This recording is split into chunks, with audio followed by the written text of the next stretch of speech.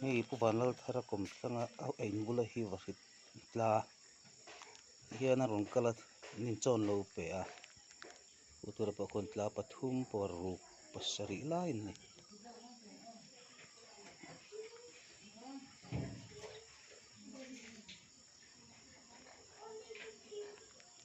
hei puwan lal thara in ania in hnuai an rawn tla nih ber hi satek khua puwan lal thara varit te nih hi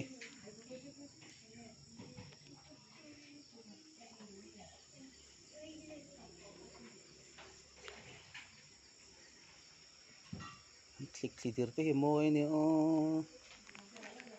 mi rawn en ha mai